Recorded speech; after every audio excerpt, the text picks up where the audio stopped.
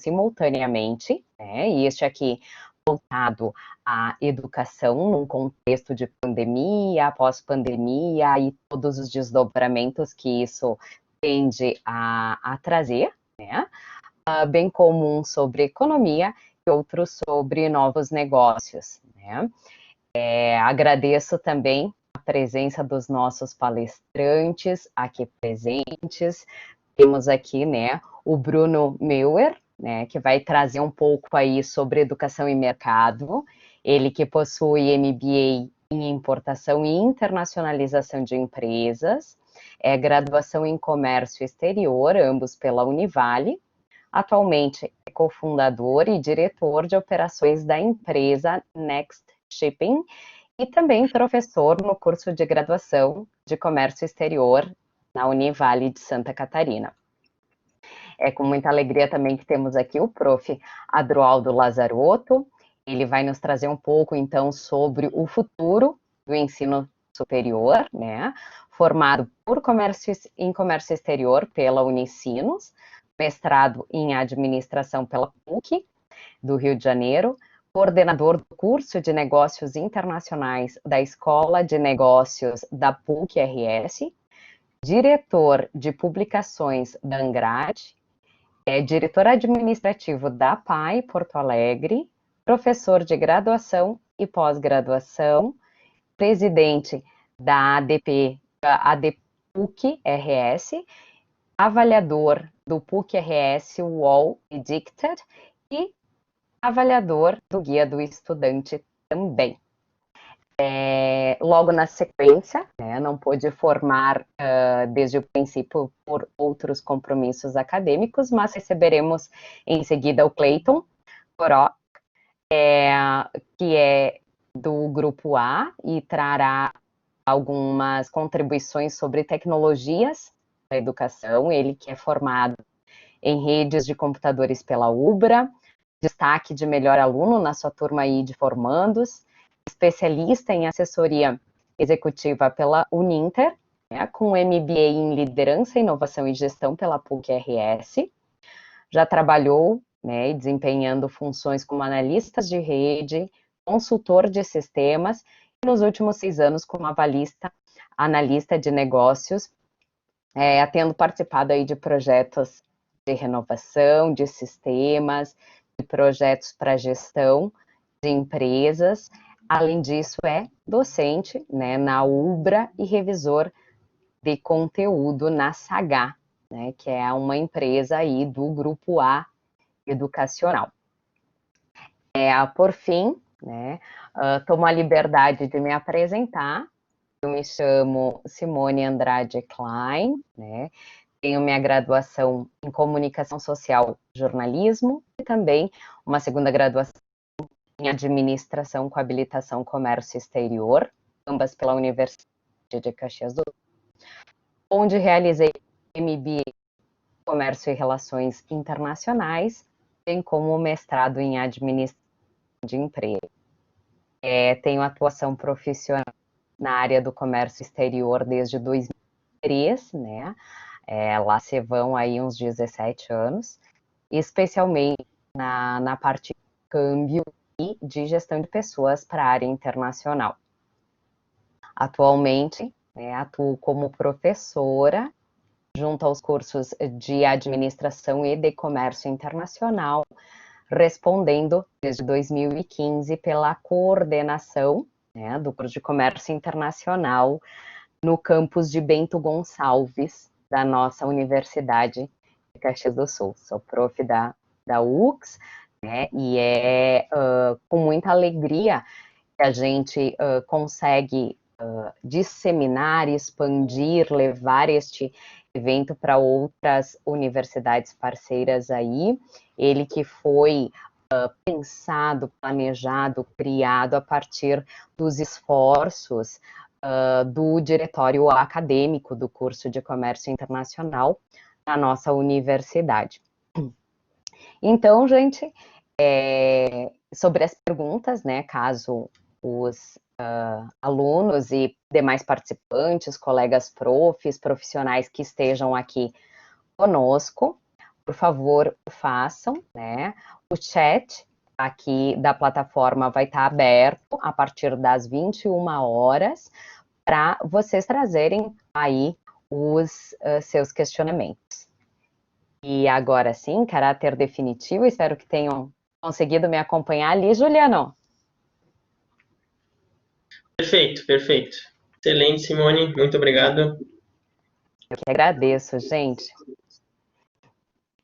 Então, vamos testando aqui as nossas habilidades com a ferramenta, porque a partir de agora eu vou conseguir compartilhar com vocês, né, um arquivo, né, que eu havia feito upload, compartilhar arquivos.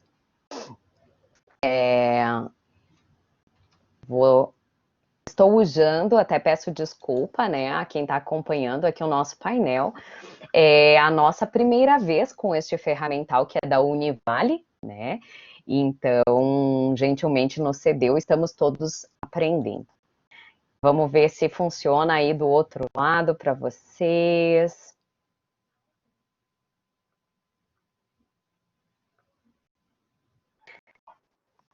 Conseguem Perfeito. visualizar? Abriu aqui em cima. Maravilha! Então, agradeço, né, uma vez mais aos colegas que vão ser panelistas e conversar, né, nada mais que um bate-papo, todos somos aprendizes e essa é a ideia, né, mas eu não posso me furtar de dizer o carinho de estar contando aqui com a presença dos meus alunos da UX, né, o Juliano, vi ali no chat também a presença da nossa atual presidente do diretório, a Júlia Go, a Priscila Schmidt, que é minha orientanda de TCC. Então, não só meus alunos, mas todos os que aqui estão nos presenteiam, né, com a sua vinda. Vamos ver como é que faz aqui a transição. Então, algumas reflexões, gente, nesses 1h30 que parece que o Juliano me dedicou aqui para conversar com vocês, né? Eu vou trazer alguns insights. Naturalmente, estou brincando, meu tempo nada mais do que 15, 20 minutinhos aí. Quis trazer aqui a nota já vinculada ao evento, porque é algo que realmente lisonjeia a mim estar participando, né? Mas algumas motivações, eu pude fazer o upload do material dos meus colegas, né? E vislumbrei ali no material do Prof. Adroaldo, né, algumas descrições mais de caráter pessoal e me identifiquei com alguns elementos, como ser apaixonado pela educação, né? E também um pouco workaholic, né? Então, algumas reflexões vão ao encontro disso, né? Como a de Jorge Luiz Borges. Não sei se educação pode nos salvar, mas eu não sei de nada melhor. E em tempos de Covid-19, a educação pode ser essa, tem que ser, né? Essa grande esperança, né? E o nosso painel, falar um pouco de educação, para mim, é falar na perspectiva do Benjamin Franklin, né?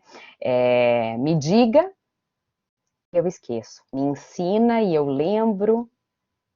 Me envolve e eu aprendo. Educação sem envolvimento não acontece, né?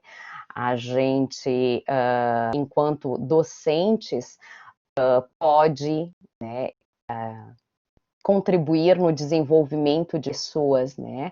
E isso é muito lindo, mas requer bastante responsabilidade e envolvimento. Ao que me compete, levantar o assunto, trazer alguns insights, e eu começo com uma provocação, né? Um mergulho às origens das transformações.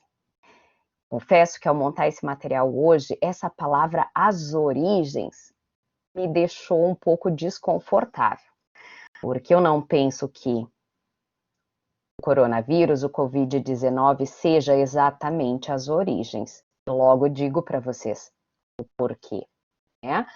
Mas fato é de que nada mais esperado, né, de uma forma absolutamente súbita, né, de repente o mundo é tomado por uma doença que nos obriga a nos recluirmos nas nossas casas, a nos resguardarmos e, diante disso, podermos repensar o nosso passado, a nossa trajetória, onde estamos, quem somos e para que caminho, para que futuro, para que lado, né, virão os desdobramentos, a sequência.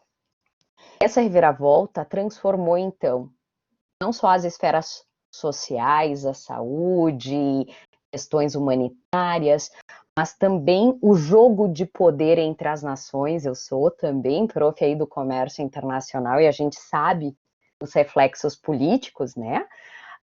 Mudou a economia aqui no Brasil, mudou no exterior, mas também é uma reviravolta, uma revolução tecnológica. Novas ferramentas, novas possibilidades, novas formas de comunicação, de interagir, uma reviravolta emocional. Ai, quem aí do outro lado já sofreu de insegurança, ansiedade, um pouquinho de tristeza, sensação de solidão? Estimo que seja um pouco comum, né, gente? Mas por que não dizer uma revolução, uma reviravolta educacional? Vamos pensar um pouco sobre isso, e é desde já que eu conto para vocês a terceira semana de março, né? Ali pelo segunda ou terceira, né? Ali pelo dia 15, 16, 17 de março, o ensino superior e outras esferas da educação pararam. Pasmas, né? Com a decisão do que fazer. E foi aí, gente, que o ensino superior rachou, na minha perspectiva, de três formas. Houve instituições que simplesmente, né, não tão simplesmente, essa palavra não cabe aqui porque não tem simplicidade nesse contexto, né, mas algumas instituições se viram com a necessidade de suspender temporariamente as aulas, outras cancelaram, né, a gente tem, por exemplo, muitas federais, né, eu estava pesquisando hoje mesmo, 21 de maio, 2 meses depois que havia, né, entrado em território nacional de forma mais evidente o Covid, e havia apenas 13 universidades federais em funcionamento no Brasil, das 70 que são. Né? Então, aí, um contingente de 20% só das federais estavam em funcionamento 2 meses depois de começar, né, essa questão da pandemia. Então, muitas federais entraram aqui, suspensão temporária, cancelamento, né. Algumas foram para o ensino remoto emergencial, disseminado, falado aí como ensino síncrono, né, usando Google Meet, Zoom, usando Canvas, né, usava ambientes virtuais de aprendizado das universidades, mas assim, numa mera tentativa de transposição das aulas presenciais para um ambiente virtual. Não pode ser assim, não funciona, os modelos são outros, o funcionamento é muito distinto, né? E aí sim, a gente tem um conjunto de instituições que seguiram o terceiro caminho, abrindo espaço aí para uma efetiva revolução nas práticas educacionais. tá? Que não se encerra na tecnologia, é algo muito mais profundo, ao ponto de levantarmos, ainda ganhar, mais alunos nossos aqui, Thiago Frei, também seja muito bem-vindo, estaríamos, né, o questionamento, vivendo na educação uma inovação disruptiva, né, genuína, original, de quebra de paradoxos, que foi acelerada ou imposta, talvez essa fosse a palavra melhor, pelo coronavírus. Ele acelerou, né, e ele impôs essas mudanças. Pois bem, gente, lá no início eu falei para vocês de que eu me sentia incomodada com a palavra origem das transformações. Por quê? Porque várias universidades, dentre elas a universidade da qual eu faço parte com muito orgulho, que é a Universidade de Caxias do Sul, já vinha há muitos anos trabalhando na incorporação de modelos inovadores, né? Das tais metodologias de aprendizagem ativa. Por quê?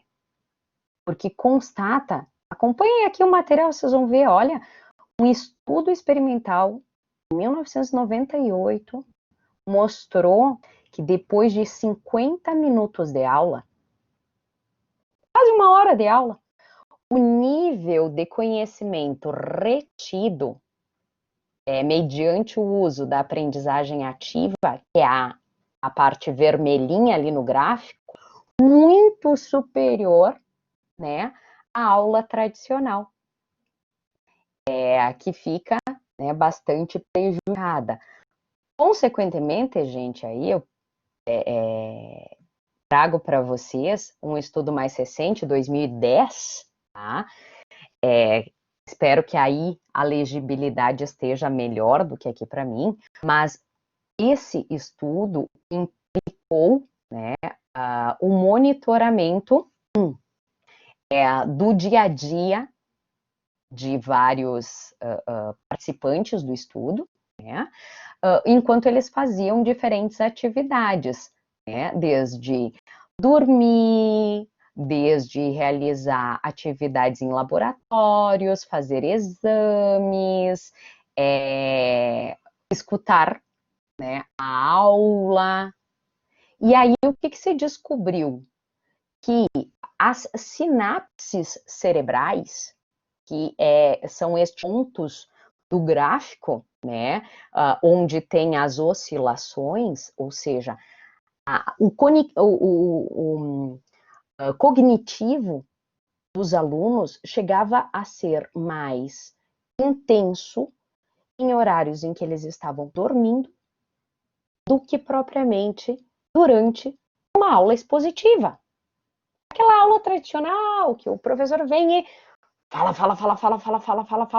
tentando passar um conhecimento, como se o conhecimento passasse por osmose, né? E ele passa, e aí o aluno tem que pegar, a crença era, né, só não aprende se não quiser, né? Porque eu tô ali para passar o meu conhecimento, o meu conteúdo. Na verdade, esses estudos vêm para mostrar que não, né? Que não é assim.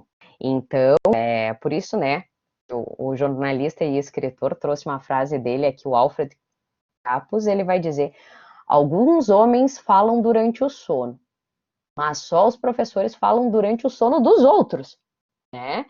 Então, muito aluno, ainda mais para nós, que estamos nas instituições privadas, temos um aluno que ele é trabalhador, então, manhã e tarde numa empresa, né? E vem no seu esforço máximo para o ensino superior. Não podemos nos enganar que às vezes os alunos estavam desatentos, né? Mas avançando mais rapidamente aqui, algumas constatações que nos preocupam. Isso são informações a partir, né, do Sindicato de Instituições de Ensino Superior do Brasil, mostrando aí que o desemprego em 2020 deve ficar, né, se num cenário realista, na casa de 14%, 15%, num cenário pessimista 17%, num otimista 13%, quase 14%, tá? Que é o patamar neste momento, né? Não bastasse isso, as instituições de ensino superior estão tendo que conviver com evasão. Evasão significa alunos ou desistindo, né, ou trancando temporariamente, suspendendo temporariamente aí os seus estudos, não fazendo rematrícula ou mesmo menor ingresso, né, via vestibular e outras formas. Inclusive, a perspectiva para este ano gira em torno de 35% a menos do que neste período do ano passado, né? E aí vem algumas perguntas. Trago aqui, né, um artigo que eu li hoje ainda sobre a questão da pandemia do ensino superior, e a autora, né, Alessandra Rodrigues, ela traz: mas afinal de contas, os professores do ensino superior já não conhecem e dominam aí os recursos tecnológicos? A resposta é não, claro que não. Engana-se quem pensa, né, que por estarem amplamente disseminadas em nossas práticas cotidianas para uso de lazer, de entretenimento, de conexão com família, o que for, as tecnologias sejam dominadas, todas as suas possibilidades para fins didático-pedagógicos. Para uma aula, para uma discussão, para um debate, para um seminário, né? E aí, algumas indagações, e parte delas os nossos debatedores vão se dedicar na sequência.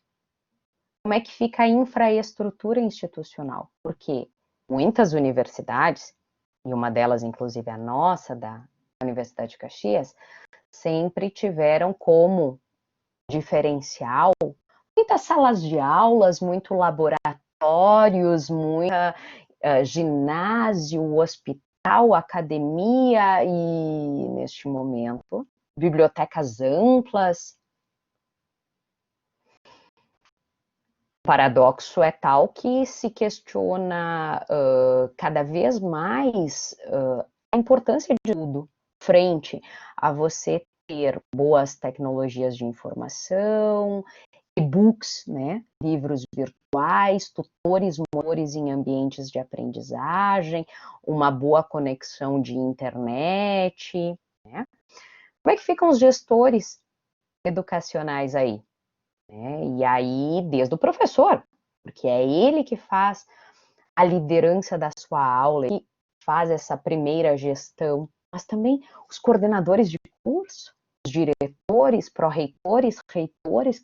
A certeza é, para conseguir fazer essa reviravolta efetiva, teremos que continuar, né, investindo aí em tecnologias, né? Mas não só isso.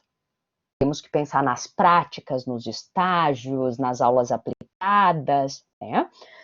Mas mais importante, né? E aí agora o meu controlador de voo aqui, que é o Juliano, já está me avisando para ir tentando um fechamento. Juro que vou, Juliano. E os estudantes dentro de tudo isso, né? Eles que são a peça fundamental, central, sem a qual não existe ensino, que só existe ensino se houver aprendizagem, né, gente? Então, eu vou muito rapidamente só avançar aqui, porque essa revolução a gente já foi falando, e deixar alguns insights aqui. Desafios dos professores. Soluções efetivas para acompanhar e mensurar o aprendizado individual dos seus alunos, né? De que forma nós podemos ser didáticos, pedagógicos, mais interessantes, né? Essas estratégias de aprendizagem ativa, fórum, podcast, vídeo, salas simultâneas, né, discussões por pares, são grupos de debate, muito disso veio para ficar, né? São quizzes, são questionários de Google Forms, auto-administráveis, mas cada vez mais essas tecnologias, a meu ver, vieram para ficar, né? E isso impõe uma mudança de cultura da avaliação. Não faz sentido a gente continuar avaliando os alunos pelo resultado apenas, só pelas provas, tá? E como também tem a ver isso, já vou encerrar aqui, Juliana, um minutinho, com o desafio dos alunos, né? Avaliar, gente, a meu ver, tem que ser como a conduta médica, né? Um médico, ele não vai acompanhar os sintomas do seu paciente apenas porque é norma do hospital, ou porque é isso que está transcrito na teoria, na conduta.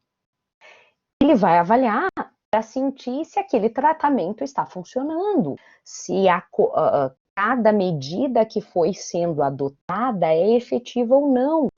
Então, esse ensino remoto emergencial precisa se aprimorar nas formas de acompanhar e avaliar esse estudante durante a etapa, durante os processos, tarefa a tarefa, discussão a discussão, só que isso depende de participação dos alunos. Ou seja, ser estudante implica, sim, estudar. Implica, sim, dedicação, esforço, prioridade no seu comportamento, buscar ser mais autônomo, né? Manter um bom relacionamento para com professores que estão se esforçando bem, para com seus colegas, ser autocrítico nesse sentido do quanto cada estudante faz por acontecer, né, esse processo, e ambos, né, todos, e aqui eu encerro, né, compete a nós cuidarmos de nós mesmos, porque esse modelo, ele requer inovação constante, criatividade constante, dinamismo constante, e aí Domênico Tomasi, né, do ócio criativo, ele vai dizer, não tem criatividade se não tiver um pouquinho de ócio, lazer, entretenimento, leveza, e aí a gente pensa, né, que a vida do professor, e com certeza dos alunos também, tá muito maluca. Como criar, como inovar, né, se não se tem esse ócio. Tá?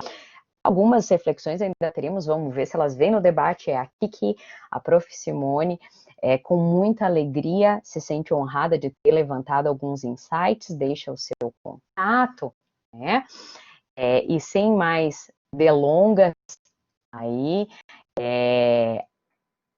gostaria de pedir, né, para que o nosso segundo painelista desse encontro, o Bruno Eurer, acredito que seja isso, né, Juliano? Tome a palavra.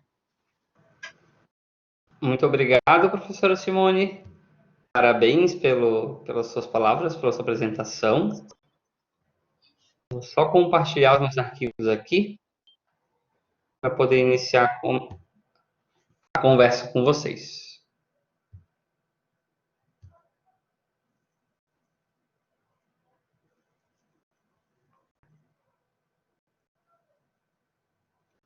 Juliana, consegue confirmar para mim se já está aparecendo, Juliana, por favor? Sim, só um minuto. Tá carregando, acho. Carregando. Aqui. Sim, agora está aparecendo. Perfeito. Certo, então. Bom, primeiramente, boa noite a todos, né? É um prazer estar aqui para conversar com vocês. Agradeço a organização do Intercomim, através do Juliano, pelo convite. É sempre bom poder falar dessa experiência, né? E poder comentar um pouquinho sobre a educação e o mercado de trabalho, né? E sobre essa experiência de ter sido egresso da Univale, ter sido aluno, hoje estar de volta como professor e também podendo empreender na área que eu escolhi trilhar, né, que é a área do comércio exterior. Então, muito obrigado a todos. Deixa eu só ver como é que eu passo. Pronto. Bom, esse sou eu. Esse é antes da pandemia, tá, gente? Agora na pandemia uns quilinhos a mais. Sou, como eu falei, aluno graduado do curso de Comércio Exterior da Universidade do Vale do Itajaí. Minha primeira especialização também foi na Univale, em importação e internacionalização de empresas. E atualmente eu curso uma nova especialização em gestão, liderança e inovação 3.0. Sou profissional do curso da área de comércio exterior há mais de 15 anos. Eu iniciei a minha primeira atividade profissional na área em 2005, trabalhando com pesquisa de mercado internacional. Depois eu atuei por 3 anos como importador, sendo analista de importação da própria Univale, né? E isso me deu um bom background de entender como é que era a vida do meu cliente de hoje, porque lá em 2008 eu saí da universidade, me desliguei e fui atuar numa área irmã do comércio exterior, vamos dizer assim, que é a área da logística internacional, atuando mais especificamente na área do agenciamento de cargas. Então, hoje, desde então, ter trabalhado primeiro como importador me dá uma boa noção de entender o que o nosso cliente precisa, né? O que o importador precisa.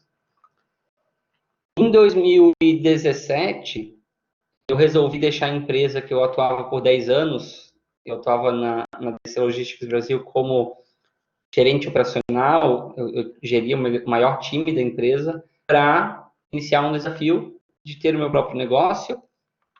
Então foi quando a Next Shipping foi fundada. A Next Shipping é um agente de cargas localizado hoje em Santa Catarina, no Paraná e em São Paulo. E nesses nossos 3 anos e meio aí, a gente tem alguns dados que nos deixam muito felizes, como ser o 5º maior agente de cargas fundado em Santa Catarina, é um número muito bom para uma empresa que acabou de nascer, vamos dizer assim, e ser eleitos também em 2019 a melhor empresa para se trabalhar em Santa Catarina. Até porque, desde o início, nosso propósito sempre foi trazer um olhar diferente no comércio exterior para as pessoas, né? Dar mais protagonismo para as pessoas do que para os números. E aí, a gente teve esse reconhecimento que nos deixou muito felizes, mostra que o nosso caminho está certo. Sou professor da Univale, então, como comentei antes, né? Desde 2009, então deixei de ser colaborador em 2008, mas voltei em 2009 como professor. Estou lá lecionando até hoje, morrendo de saudade de ver os alunos ao vivo, porque, né, eu gosto muito dessa troca que a gente tem, experiências ao vivo. E sou pai da Maria Eduarda e da Serena. Serena vindo em breve, é filha da pandemia, mais uma. Estão cheios de grávidas aí, né? E aí, pessoal, então vamos lá. Quando eu recebi esse convite para falar para vocês, que me pediram para contar um pouquinho dessa minha trajetória, egresso, professor e hoje dono de empresa que emprega pessoas da área do comércio exterior, das relações internacionais, etc. Eu pensei, o que eu poderia contar para vocês que faria sentido, que poderia mostrar para vocês características, né, que são benquistas e que são procuradas nos profissionais, né, de comércio exterior. O que o mercado quer, né? E aí eu comecei a olhar para trás, para essa minha história, e entender o que foi importante para mim em cada um dos momentos da vida. Começando lá atrás, quando eu quis começar a ser profissional de comércio exterior, a primeira coisa que fez muito sentido para mim foi de que nessa área, na vida profissional, eu precisava ter persistência. E eu aprendi do jeito mais difícil, talvez. Porque no meu primeiro dia de Univale, como aluno de comércio exterior, eu fiz uma apresentação. Na época nós tínhamos uma empresa júnior, curso na universidade, que se chamava Trade Junior, e os alunos que geriam os processos dentro da Trade Junior, supervisionados por professores, né? Quem estava à frente fazendo os processos eram os alunos. E aí os estagiários da Trade Junior foram na minha sala apresentar como era a Trade Junior. E desde esse primeiro dia, meu sonho era, sim, entrar na Trade Junior, né? Só que eles só aceitavam alunos a partir do 4º período, né? Então eu fiquei nutrindo esse sonho por 2 anos. Quando eu cheguei lá no meu 4º período, eu fui fazer minha inscrição para o seletivo da Trade Junior, cheio de gente, várias etapas, mas era o meu sonho, eu estava super confiante, né? Eu tinha que confiar. E aí, quando veio o resultado, não deu. Não foi para mim. Não era minha vez de entrar na Trade Junior. E aquilo me frustrou, me deixou chateado. Aí eu voltei para casa, dei um passo atrás, falei, o que eu fiz de errado, né? Por que escolheram outras pessoas e não me escolheram? Então, eu fui estudar mais, eu fui entender o que precisava melhorar, né? Fui lá incomodar a professora Nathalie, que está aqui nos assistindo, e ela foi a pessoa que me deu a notícia que eu não entrei na Trade Junior. E eu fui entender o porquê, então, 3 meses depois, tivemos uma nova oportunidade de seletivo na Trade Junior. Eu falei, agora vai, né? Agora é a minha chance, pra mim, essa vez. Fiz o seletivo de novo e agora vai, e não foi. Lá fui eu de novo, voltar para casa, entender o que precisava melhorar. E brasileiro não desistiu nunca, né? Terceiro seletivo da Trade Junior, estava lá o Bruno, primeiro a se inscrever, querendo muito fazer parte. E aí, foi. Tinha que ir, né, gente? Terceira vez. Estava quase decorando o seletivo. Mas eu entrei lá na terceira vez que eu tentei, e ali eu aprendi uma coisa que faz parte da nossa vida profissional, que é ter persistência, né? Quantos nãos a gente leva no nosso caminho para chegar no sim, né? Comecei a aprender com o tempo, com aquelas frustrações que me ajudaram bastante nesse início, e a cada não a gente está mais perto de um sim, né? E hoje em dia se fala uma frase, em diversos cursos que vocês vão fazer de gestão, talvez, vocês vão ler em livros, eu ouvi pela primeira vez num curso que eu fiz lá no Vale do Silício, que fala o seguinte, você nunca erra, ou você acerta, ou você aprende, né? Isso faz muito sentido. A gente tem que encarar os nossos erros e aí as nossas frustrações da vida como aprendizados, né? Não como erros. Não para desistir, não para a gente largar a mão. Mas o profissional de comércio exterior, ele tem muitos desafios no dia a dia dele, muitos obstáculos. A nossa área exige isso. Então a gente tem que encarar um desafio que a gente não conseguiu ultrapassar com um aprendizado. Rever, aprende com ele, tenta de novo. Ser persistente é muito importante na nossa área, né? Profissionais persistentes fazem diferença, sim, no ambiente de trabalho. Depois que eu fui, então, analista de importação da Univale, como eu comentei com vocês, eu fiz uma mudança para logística, né? E lá na logística eu aprendi outra coisa que é muito importante, é ter resiliência. Eu comecei e eu trabalhava todo dia, quando eu comecei na logística, no agenciamento de cargas. E todo dia era todo dia, não todos os dias de semana, era de segunda a segunda. Se você queria me encontrar algum colega de trabalho meu, ligava na nossa mesa no sábado ou no domingo, que era mais fácil de nos achar do que em casa. Diversas vezes eu fui trabalhar às 5 da manhã e saí da empresa meia-noite. Então, às 5 da manhã do outro dia estava lá de novo. E ali eu aprendi muito a ter resiliência. O que é a resiliência, né? A nossa capacidade de sofrer pressão e voltar ao nosso estado normal. E quem é que não sofre pressão na área de comércio exterior, negócios internacionais? A nossa área traz pressão. A gente fala, o cliente me pressiona, o estrangeiro me pressiona, mas a nossa área nos traz pressão. Por quê? Porque a gente lida com muitas responsabilidades. A gente lida com fábricas que podem parar, né? Não é uma piada, é uma verdade. Então, a gente vai sofrer pressão o dia inteiro. A gente tem que ter capacidade de, se eu, às 8 da manhã, tive um problema, não carregar esse problema comigo pro resto do dia. Nós temos que ter a capacidade de esquecer um problema e partir para o próximo, né? Para o próximo trabalho. Então, a resiliência é muito importante na nossa área. Quando eu virei professor, eu entendi que conhecimento, né, era muito importante, nunca parar de aprender. Existe um termo que se fala muito hoje em dia também, que é o long life learning, né? Então, continuar aprendendo sempre, para que você nunca pare no tempo. Eu acho que a pessoa que diz que já sabe tudo, ela está muito enganada. Morreu, parou no tempo, não tem como. E depois, eu aprendi, quando eu abri o Next Shipping, a ter visão e liderança. E eu aprendi muito com algumas pessoas que liderança não está relacionada a cargo, né? Liderança está relacionada à atitude. Gestão está relacionada a cargo. Qualquer uma empresa pode ser líder. Então, Essas são características que eu percebi que me ajudaram muito profissionalmente. Mas aí, além de contar o que eu passei, eu fui estudar para trazer aqui para vocês também e dizer quais são as características que são desejadas nos profissionais do futuro, né? E aí eu achei uma pesquisa da GUP bem interessante e fala de 6 características que são as características que mais vão fazer diferença para o profissional do futuro. E a primeira delas é flexibilidade cognitiva. Nome difícil, né? Mas eu posso entender que flexibilidade cognitiva é pensar fora da caixa. Vamos simplificar. É a capacidade que você tem de enxergar um problema e trazer uma solução não usual para esse problema, né? Quem já está trabalhando aí na área de comércio exterior sabe que o comércio exterior é virado em problema, né, gente? A gente tem diversos desafios, muitos intervenientes, então tem muita chance de algo dar errado no meio dos processos. E o profissional que tem a capacidade de enxergar esse problema e trazer uma solução não usual, uma solução fora da caixa, é de fato um cara que vai se destacar na empresa, no ambiente de trabalho. Por quê? Porque enquanto todos estão indo por um caminho, ele está pegando um caminho diferente. A segunda capacidade que vai ser muito avaliada, muito benquista, é a adaptabilidade.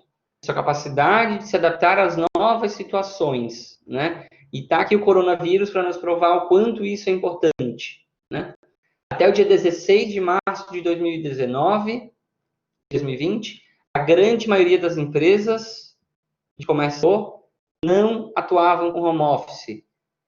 Naquele dia à noite, todo mundo levou seu computador para casa e só voltou meses depois para o escritório. A gente teve que aprender a se adaptar a essa nova rotina, a trabalhar de uma maneira diferente, longe da equipe, né? Com todo um movimento acontecendo dentro da casa, né? Então, a adaptabilidade é muito importante no profissional do futuro. Saber se comunicar, afinal de contas, todo mundo é vendedor, todo mundo está vendendo alguma coisa a todo momento, nem que seja a si mesmo. Então, a capacidade de comunicação é muito importante. Ser criativo, né? Está muito ligado também com a flexibilidade cognitiva. E algo que eu acho muito importante, ter inteligência emocional. Porque a inteligência emocional, ela é super importante para o profissional do comércio exterior. Porque nós lidamos, né, com culturas diferentes, nós lidamos com a pressão que eu já comentei. Nós temos pessoas diversas, né? O comércio exterior, por atuar com culturas diferentes, ele atrai a diversidade. Nós temos que ter inteligência emocional para lidar com aquilo que é diferente de mim mesmo. E valorizar isso. Pessoas diferentes trazem resultados melhores, saber ter essa troca, né? E por fim, a última habilidade que eles destacam aqui é a multidisciplinaridade. E para explicar a multidisciplinaridade, eu trouxe um conceito que tem se comentado bastante também, que é do profissional em forma T. O que é o profissional em forma T, pessoal? Existem, na grande maioria das pessoas, 2 tipos de profissional. O profissional generalista e o profissional especialista. O que é o profissional especialista? O profissional especialista é aquele cara que se especializa em um assunto e que ele é o melhor naquele assunto, ele estuda a vida inteira sobre aquilo. Um exemplo, uma pessoa especializada em drawback. Passando sozinho esse slide aqui, tá, pessoal? Não sou eu, não. O cara que ele sabe muito de drawback. Ele estudou drawback, ele sabe liberação de carga com drawback, ele sabe como fazer cálculo de drawback, ele sabe como tirar o ato concessório. Ele é o cara que é melhor em drawback. Mas ele só sabe drawback. Esse é o profissional especialista, ele trata de um perfil vertical. Já o profissional generalista, em geral, é aquele cara que ele não sabe muito bem de nada, mas ele sabe um pouco de muitas coisas, né? Ele sabe um pouco vender, ele sabe um pouco personalizar, ele sabe um pouco ser financeiro, ele sabe um pouco fazer compra, ele sabe um pouco de tudo. Ele não se aprofundou em nenhum assunto, ele é generalista. O profissional forma T é o equilíbrio entre esses 2 estilos.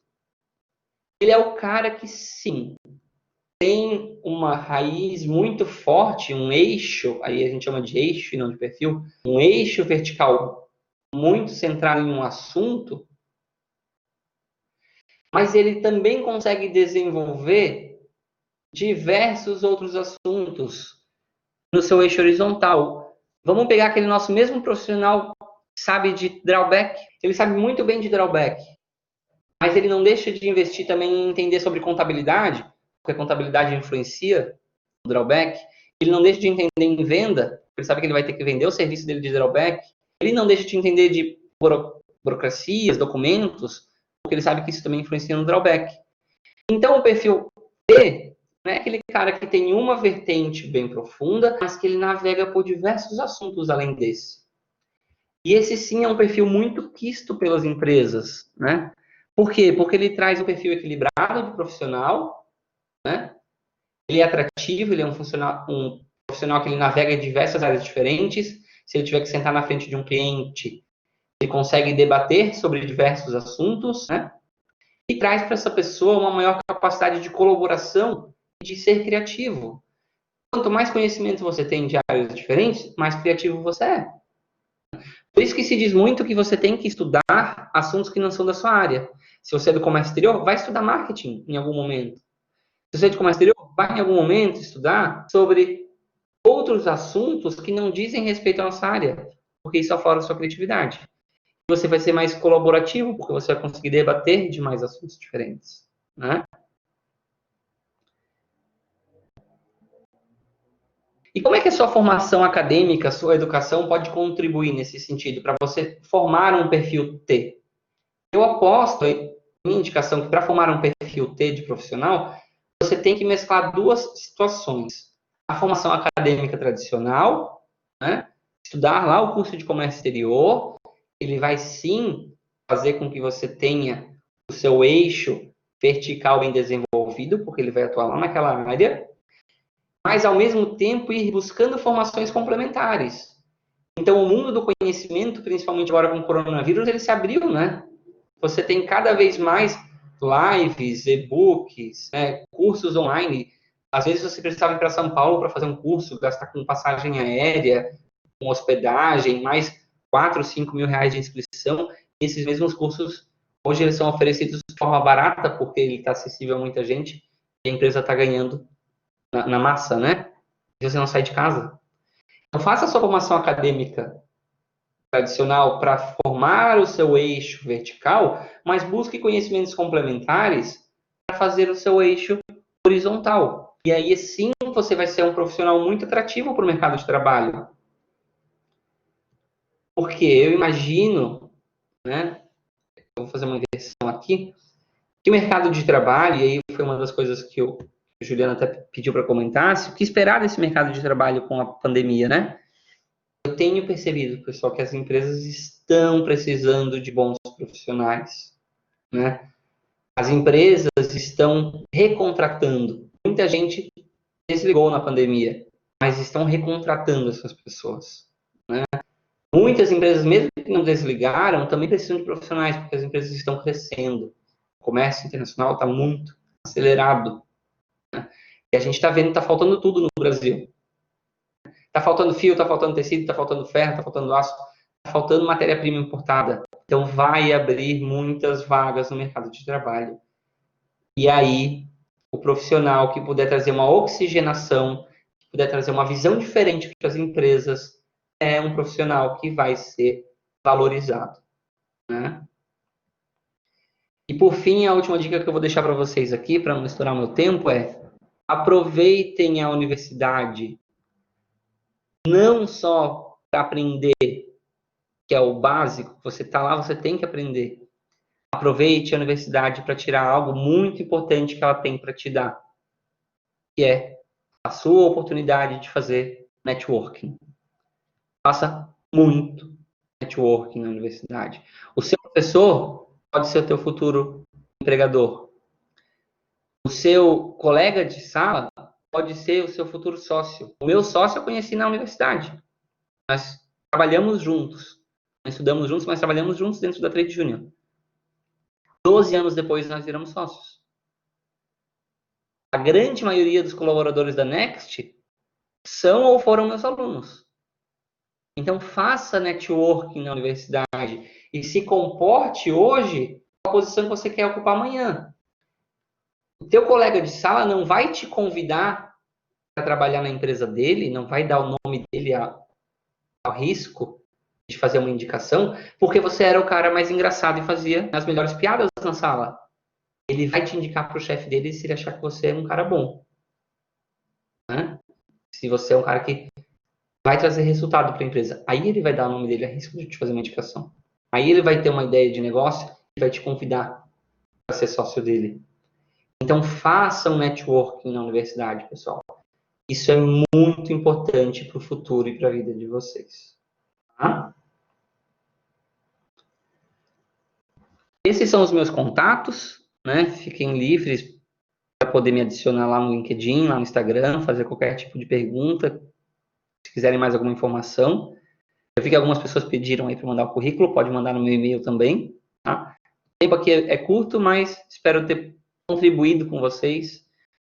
E o Juliano já está me olhando aqui, né? Então, a gente conversa daqui a pouquinho com as perguntas. Não sei, Juliano, eu respondo essas perguntas agora ou depois? Depois daí a gente faz um totalizador ali de todas, caso surgirem, e daí a gente vai apontando, se o pessoal quiser já apontar para alguém já, na pergunta que vai liberar o chat a partir das 9, a gente deixa para o final daí. Então, obrigado, Juliano. Pessoal, tentei ser rápido pelo tempo, mas, de novo, esses são os meus contatos. Fiquem à vontade se precisarem conversar em algum momento. Um abraço a todos.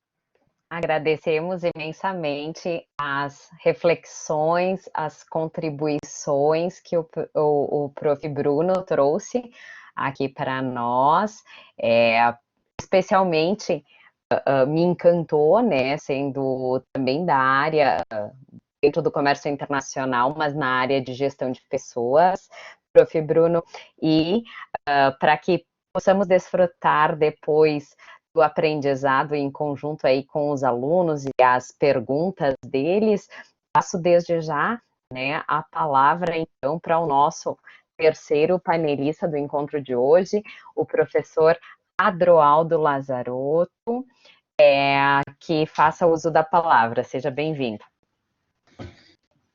Boa noite. Boa noite a todos. Estão me ouvindo bem? Tudo certo. Tá bem. Bom, antes de abrir minha apresentação, eu queria agradecer imensamente e com muita alegria o convite que foi feito, tá? Para mim participar e compartilhar com vocês aqui algumas ideias, algumas informações, né? E alguns dados que eu acho que vai ser interessante. A apresentação vai estar disponível para vocês também, meus contatos, meus dados também vão estar todos disponíveis e a gente vai sempre à disposição. Eu tenho certeza que com meus colegas professores, a nossa percepção é a mesma. A gente é um eterno professor. A gente convive com o aluno termina a faculdade, a gente continua contato com ele, continua sendo professor, amigo, parceiro.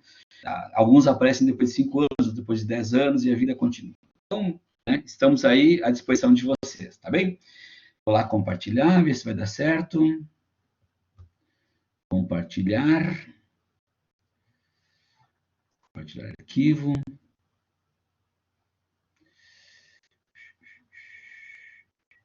Aqui.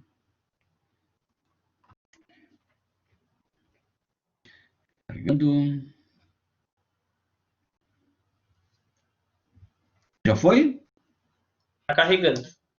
Só um Tá minutinho, bem? acho que já deve estar abrindo já.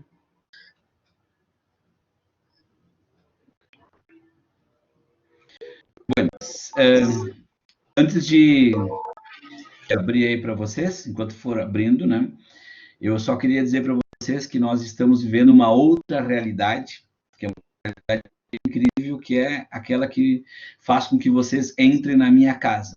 Todos vocês estão entrando na minha casa, isso é uma nova realidade que a gente vive.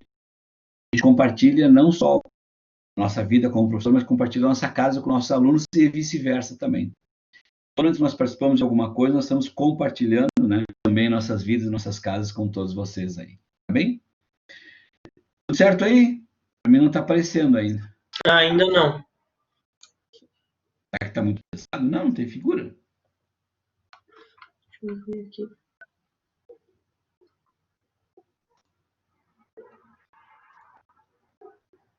Deixa eu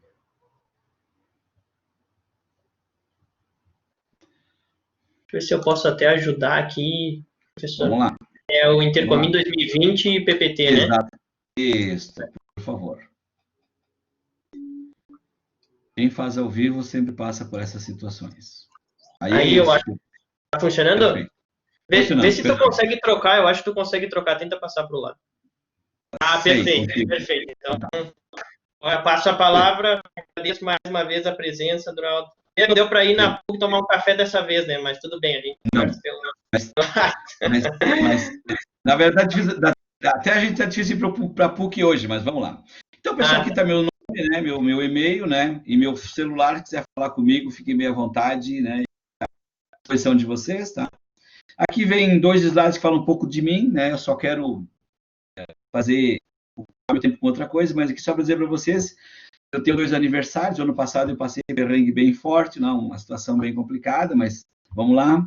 Deus me trouxe de volta, as orações também, estou aqui também para conviver com vocês, tá bem? Aqui fala um pouco da minha segunda das coisas que eu faço, enfim, nada vou me preocupar com isso, né? E vou para aquilo que interessa, conversar conosco aqui neste momento, que é sobre o que nos trouxe aqui, né, participar do Intercomin. Em primeiro lugar, eu queria parabenizar o time aí que montou esse evento, tá? Eu acho extremamente válido. Eu estava comentando hoje com colegas meus que nós estamos com uma carência de eventos nesse setor, nesse momento, né? Nós não estamos quase nada, né? E o Intercomin, eu acho que ele vem com uma proposta, com uma ideia bem interessante. Eu vou agora, em algum momento, voltar a falar com o Juliano, né? Para a gente conversar e talvez fazer uma parceria nossa junto também, desenvolver esse projeto junto, tá? Então, acho que a gente vai aí validar. Tem um outro professor que é conhecido de vocês também, o professor Márcio, também, que já me disse, olha, acho interessante, então vamos conversar. Tá bem? Antes de começar a minha fala, eu só queria fazer uma observação, né? Fazer uma crítica construtiva, né? Mas pegar um professor e dar para ele 20 minutos, Juliano, isso é coisa de aluno querendo massacrar o professor, tá? Não se faz isso com o professor. Não se faz isso com o professor, com um tema tão grande, tá? Os demais que estão ali, estão todos eles coçando a mão para falar mais, tá? Mas tudo bem. É maldade isso aí. Exatamente. Né? Eu tenho que dizer também que isso é maldade e abrir minha câmera para dizer, prof. Adroaldo, com muito prazer, precisando, conte comigo aí também. Com certeza, vamos contar sim. Então, vamos falar um pouco agora sobre o que foi me pedido, né? O futuro do ensino superior no Brasil. Eu divido o futuro do ensino superior no Brasil em 2 realidades, tá? Vou falar primeiro da realidade que eu entendo que é mais correta, que é aquela realidade que ela é controlada, é conhecida e ela vai ser desenvolvida com um grau de competência muito forte, porque nossas instituições são exatamente isso. Então, a primeira coisa que vamos falar é sobre as diretrizes curriculares nacionais da administração. A nossa última versão é de 2004. 2004 é muito tempo atrás. Faz muito tempo. Né? Nós estamos falando aí de 16 anos atrás, que nós tínhamos as diretrizes que orientavam nossos cursos de administração e, consequência, né, as nossas linhas de formação, né, especificamente. Não os tecnólogos, né, mas, enfim, os bacharelados. Tá? Então, vamos falar um pouco sobre isso, o que está vindo pela frente. Aqui eu entendo que nós estamos falando de um futuro conhecido, controlado e com expectativa. O que ele traz nesse momento para a gente? Ele traz aqui no artigo 2, que diz assim, o perfil de egresso do curso de graduação em administração deve expressar um conjunto coerente e integrado de conteúdos. Então, ele começa a trabalhar o conceito de conteúdo. Essa é uma coisa importante.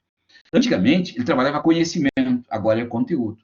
Por que ele trabalha conteúdo? Porque conteúdo é uma parte do conhecimento, mas não exclusiva do conhecimento. Então, conteúdos, nós vamos falar sobre isso. Depois, competências, habilidades e atitudes. Já tinha anteriormente, que incluam as capacidades fundamentais descritas nessas diretrizes que sejam coerentes com o ambiente profissional para o qual o egresso será preparado, seja ele para local, regional, nacional ou global. Então, o que as diretrizes demonstram? Nos orientam nós, coordenadores, que daqui para frente os nossos PPCs, ou seja, o Programa Político do Curso, ele vai ser feito de acordo com a realidade que nós vamos encarar. É complicado uma Universidade de Caxias, que tem uma unidade em Bento Gonçalves, fazer uma preparação para trabalhar no porto. Porque não tem porto lá. Não tem cabimento pensar em criar um estudante capaz de atuar na área portuária se ele está vinculado à parte daquela situação. Ah, mas e aí ele pode? Claro que ele pode. Ele pode ir para Itajaí, ele pode ir para Aí ele vai olhar onde ele vai e tem a profissão dele. Então, esse perfil, ele deve ser equilibrado. As diretrizes nos orientam para um perfil em que o nosso egresso ter um equilíbrio em que tem onde eu vi super interessante sobre a evolução, o crescimento e o lado humano. A parte analítica, que é fundamental, ou seja, tem que ser capaz de tomar a decisão, e a parte quantitativa. Bom, isso está demonstrado, e agora eu vou abrir um pouco mais para vocês entenderem. Né? Primeira coisa, a parte do conteúdo é o que eu vou ensinar. E aí eu me volto para o papel de professor de um lado e do aluno do outro lado, que são nesse sentido. O que o aluno quer saber hoje? O que interessa para esse aluno? E o que ele quer, qual é o método que eu vou ensinar para ele? Nós vimos agora que é interessante a interatividade das atividades, das aulas, das metodologias ativas, de novos sistemas, atrativos para o aluno. Porque na palestra que teve agora há pouco, que a professora foi muito clara, tinha uma frase assim, abrir ou não abrir a câmara. Isso é uma coisa que traz uma dúvida. Professora Simone, abrir ou não abrir a câmara significa, será que aquele conteúdo, o método que está sendo utilizado está me atraindo? Está me interessando? Ou eu estou esperando a aula terminar, a aula está gravada, eu olho a hora que eu quiser, olho o que eu quero fazer só para fazer exercício e está resolvido o assunto. Percebe como isso tem que ser feito e discutido? E aí tem nesse triângulo tem uma outra palavra chamada objetivo. Para que esse conhecimento vai ser utilizado?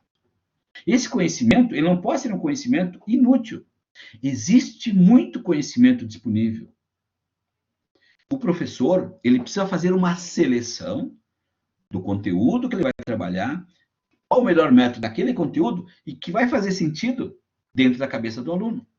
O conteúdo não é só transmitir. Eu posso colocar numa aula minha, lá no Moodle, em qualquer outro AVA, eu posso colocar 5.000 referências bibliográficas, páginas, artigos sobre o assunto. Mas o que adianta? Não adianta colocar 5.000, o aluno não vai usar isso. Eu vou colocar no máximo 1 ou 2. Essa é a primeira citação que nós precisamos ter. É o conteúdo. O segundo lugar, que também é importante, a competência. A competência como capacidade de agir eficazmente. Ou seja, eu estou agindo em direção de um resultado. Isso está apoiado no que é o que eu conheço, quais são as minhas habilidades e qual é a atitude que eu vou tomar, que é o querer fazer as coisas. Então, a competência, ela é vista como algo, olhando a página aqui, que mobiliza conhecimentos. Aquele conteúdo que eu vi há pouco tempo atrás, ele é fundamental para mim. Para que eu possa orientar, organizar e ter aquele conteúdo de forma adequada, dominada, para poder mobilizar esse conhecimento, esse conteúdo, para poder fazer esquemas, né? E chegar a respostas, né? No mundo hoje, que pede para a gente ser cada vez mais criativo. A criatividade não é uma moda, a criatividade é uma realidade. Por que a criatividade é uma realidade? Porque nós temos problemas novos. As soluções antigas não ajudam mais hoje. Não adianta eu pegar um livro que conta a história de um grande personagem e ler para que aquele livro me dê a solução para os problemas atuais. Não, os problemas foram daquela época vivida por esse grande personagem. Hoje eu tenho novos problemas, novas situações. Então a criatividade, ela é necessariamente, obrigatoriamente existente em mim, porque eu tenho problemas novos. Um problema novo, clássico, que eu diria para você, extremamente clássico, é a pandemia. Quem de nós, professores, pegando nós, imaginava que lá, no início do semestre, íamos ter uma suspensão das aulas. Ouvimos falar, tinha comentário, tinha observações, tinha lá algumas notícias que saíam do mundo, e a gente olhava, acompanhava. Nós que somos da área de negócios internacionais, acompanhamos esse teste do mundo de forma bem mais clara, já tínhamos uma percepção maior, mas não imaginávamos que fosse ter um rompimento, que a professora Simone trouxe de forma muito clara. Um rompimento total. Um novo problema. Como é que eu resolvo isso? Criativo. Nessa mesma sequência, eu tenho a outra parte que chama-se habilidade. Eu não sei como. Talvez a palavra que nos identifique um pouco mais hoje é polvo. Nós precisamos ter em vários momentos, em vários lugares. Não só do conceito do ensino remoto, mas o conceito da atividade profissional. O Aquilo que nós solucionávamos rapidamente, trabalhando numa sala em que estava todo mundo presente, e nós tínhamos aquela uniformidade de informação, de conhecimento, que estava todo mundo ouvia todo mundo e tinha informação quase que instantaneamente, hoje não tem. Nós vamos criar redes de contato para poder fazer essa informação circular. Grupos de trabalho. Então, o WhatsApp, hoje, virou uma ferramenta fantástica. Tem lá os grupos de trabalho, cada grupo uma coisa, um horário, uma reunião, e assim vai. Tem que aprender muitas coisas. Então, essa habilidade de saber fazer bem, usar meu tempo, por exemplo. Se eu não souber usar bem meu tempo, eu vou trabalhar 24 horas por dia, porque demanda tem. Na mesma sequência, na mesma linha de pensamento, nós precisamos falar sobre atitude, o querer fazer. Usei aqui o modelo só para inspirar a gente. Esse querer fazer é aquilo que faz, que torna as pessoas, assim, diferenciais num momento de ter, né, uma opção e uma vaga. Isso, essa diferença aqui é um pouco daquilo que o professor acabou de falar. Eu vou ser indicado porque ele viu em mim o querer fazer. Talvez eu não seja o melhor aluno da turma, não tenha a melhor nota, mas eu tenho esforço, dedicação. Esse é o profissional que eu quero trabalhar comigo, porque ele tem demonstrado todo um conjunto de capacidade de conhecimento que ele vai se esforçar, se dedicar e vai alcançar resultado. Diferente daquele outro que talvez tenha uma facilidade naquele conteúdo, naquela disciplina, e está levando como se fosse uma vida fácil. Não se dedica, não se esforça. Então, a atitude talvez seja, entre todos os diferenciais, aquele que apresente maior facilidade. É mais difícil de demonstrar. Como é que eu demonstro atitude para alguém? Não é tão simples. Não é numa fala que eu vou demonstrar. Numa fala eu vou dizer o que eu quiser. Numa entrevista de emprego eu digo que a atitude ela vem no meu comportamento, no meu dia a dia, num ato contínuo. Então, esses contextos que nós estamos trazendo aqui, eles vão agora cada vez mais para dentro da sala de aula. E nós, professores, estamos desafiados a isso. E também, estou dizendo isso, que os alunos também são desafiados para isso. Porque existe uma mudança de comportamento. E aí entra um pouco do futuro. Cada vez mais, a dependência de uma boa sala de aula é do aluno e do professor, e não do professor. Não adianta ficar só responsabilizando o professor, achando que ele é o culpado de uma boa aula, pode ser, ele merece elogio para uma boa aula ou culpado por uma má aula. A aula é conjunta, cada vez mais, parte dos dois. Então, quando eu falo em atitude, é um aluno chegar para o professor, olha, professor, a aula de ontem eu não gostei. Isso podia ter melhorado. Aquele assunto podia ser tratado de uma forma de, de um exercício. Podia ser feito um debate com os alunos, trazer uma conclusão, uma avaliação. Essa chama-se atitude. E eu, professor, vou dizer para ele muito obrigado, porque eu sei que a atitude dele é proativa e é positiva. Eu vou dizer, esse aluno merece destaque. Ele está contribuindo com o conhecimento do professor, da aula e tudo mais. Tá? Então, é isso que eu queria trazer neste momento rapidamente para vocês. Aqui vem aquilo que eu chamaria das competências que estão lá dentro, né, das diretrizes curriculares. E eu vou me pegar a uma delas só, que as outras são razoavelmente conhecidas, que é a nona. Aprender de forma autônoma. A ideia agora é que o nosso egresso ele crie a autonomia aprendizagem desde o primeiro dia de aula. Por isso, eu falei aqui, referenciei e validei o conceito que tem muita importância, que é da atitude.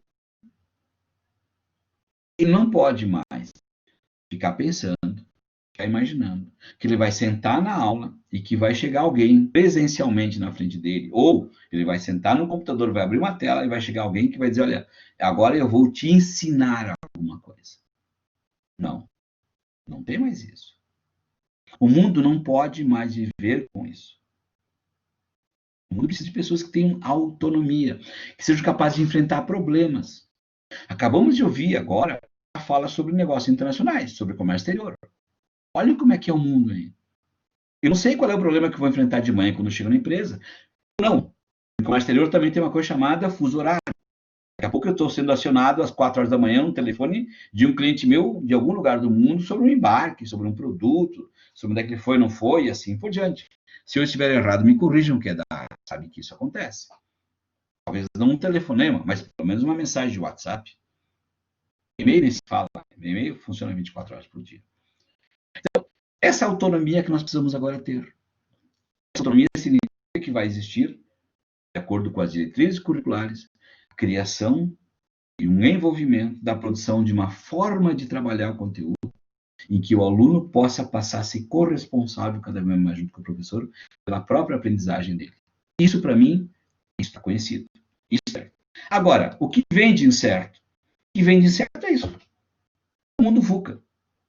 Vocês sabem disso. Não é novidade nenhuma para ninguém. Nós somos um mundo extremamente volátil. Acontecimentos podem mudar de uma hora para outra. Beleza? Meu Deus do céu. Nós estamos falando, vamos falar uma coisa aqui para vocês. As aulas lá na PUC vão terminar esse ano a modalidade ensino remoto. Já está certo, está resolvido. Como é que nós vamos começar o semestre que vem? Em março. Como é que nós vamos voltar presencial ou continuar remoto?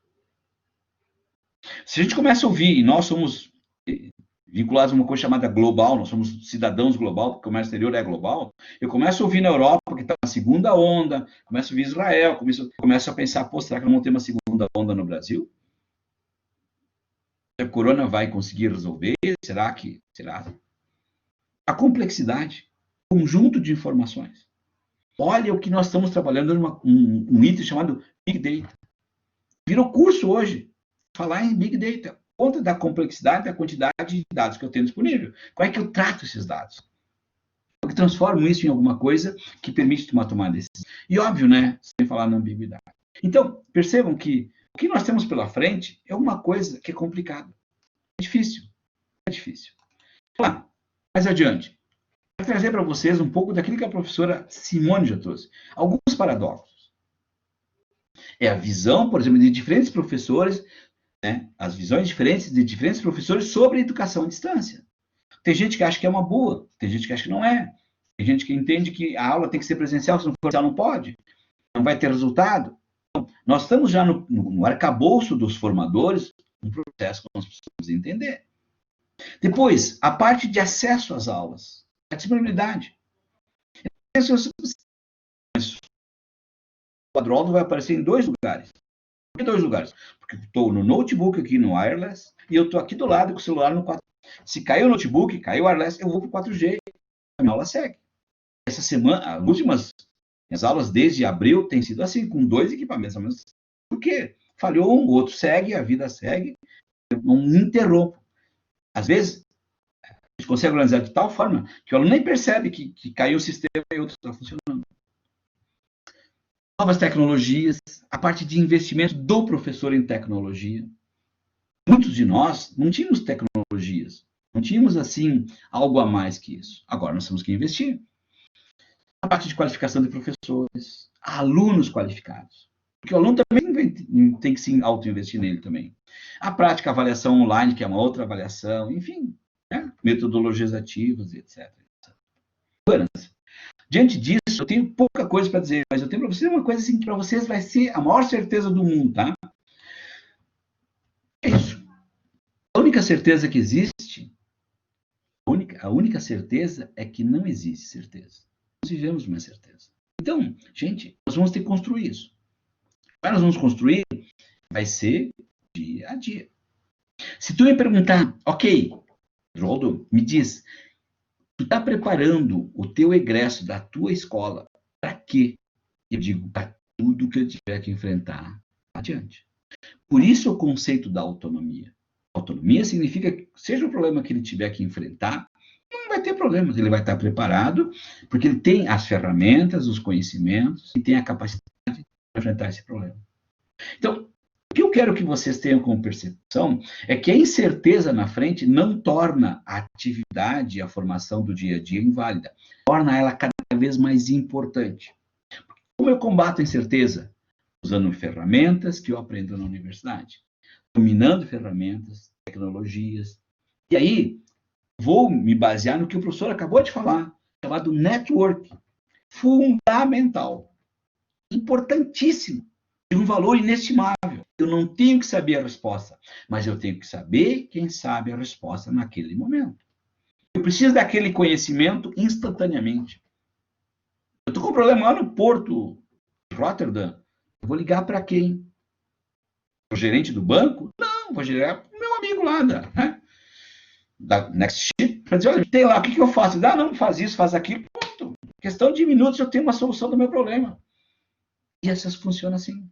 Agora, eu tenho um problema de câmbio, o Simone sabe disso, eu vou para o gerente de banco, porque ele sabe de câmbio, ele sabe de dinheiro, de conversão, outras coisas. Então, esse processo, eu preciso construir esse arcabouço em torno de mim que me ajude, que me dê segurança para o desenvolvimento do processo. Então, qual é o futuro da educação?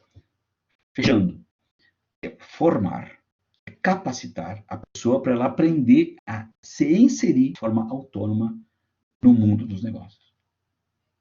Nós, de negócios internacionais, de comércio exterior, precisamos nos preparar para nos inserir no mundo, que é muito mais complexo, é N vezes mais complexo do que é o Brasil. Então, o desafio é grande, mas o futuro é promissor e é maravilhoso. Não tenho dúvida nada disso. Juliano, fecho a minha apresentação. Obrigado por enquanto. Fico à disposição para as conversas e as perguntas depois. Muito obrigado, muito obrigado. Já adianto o pedido de desculpas aí por ser pouco tempo, eu sei que é complicado, o tempo passa voando, ainda mais em palestras muito boas, assim, a gente acaba se envolvendo bastante, mas excelente, Adroaldo, muito obrigado pela participação.